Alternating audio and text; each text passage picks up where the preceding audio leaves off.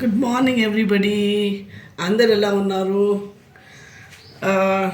నేను ఇవాళ చుక్క కూర పప్పు చేస్తానండి, ఆఫ్ మై స్టైల్ అన్నమాట. ఇక చూడండి, చుక్క కూర 3 పచ్చిమిరపకాయలు వేసాను, పెట్టాను. 3 కట్ల మా చుక్క కూర అండ్ ఒక టీ గ్లాసు పప్పు ఉడకబెట్టేశానండి. అండ్ చింతపండు పులుసు, ఒక హాఫ్ నిమ్మకాయ అండి. ఇదేమో దినుసులండి: మినపప్పు, ఆవాలు, జీలకర్ర, 2 నిమ్మకాయలు, కరివేపాకు, ఎల్లిపాయలు, 1 స్పూన్ ఉప్పు, పసుపు 1 స్పూను, కారం 1 స్పూన్ అండి. ఇప్పుడు చేసే విధానం చూపిస్తానండి, చూడండి. ఇప్పుడు ఆయిల్ వేస్తానండి. 2 టీ స్పూన్స్ ఆయిల్ వేసాను.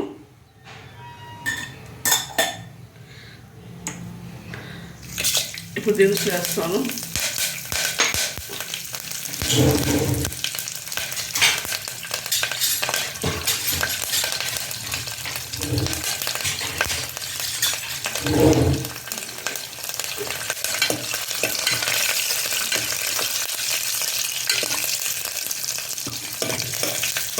ట్రాన్స్ఫర్ అయ్యాక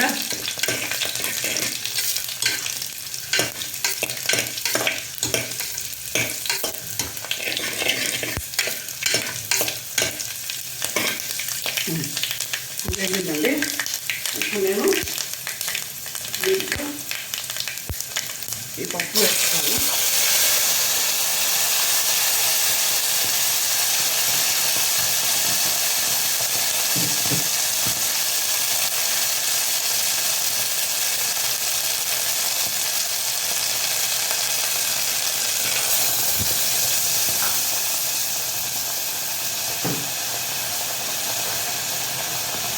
ఈ 3 గంటలు చుక్క కూర అండి.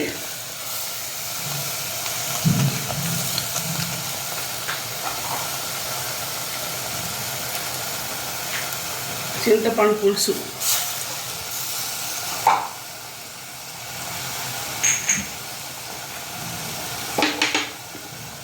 ఉప్పు, కారం, పసుపు అండి. ఓకే అండి. ఇప్పుడు మామూలుగా అయితే చుక్కకూర గోంగూర కలిపితే మనకి చింతపండు ఏం అవసరం లేదండి అసలు. కానీ చుక్కకూర అంత పులుపు ఉండదు అనేసి నేను కాస్త నిమ్మరసం పిండాను అన్నమాట, చింతపండు రసం పిండాను. ఇప్పుడు ఇది కుక్కర్ పెట్టేస్తామండి, వేడి పెడతాం. ఇంకా పెట్టాక ఒక 2 విజిల్స్ వచ్చాక తీసేయడమే అండి, అంతేనండి.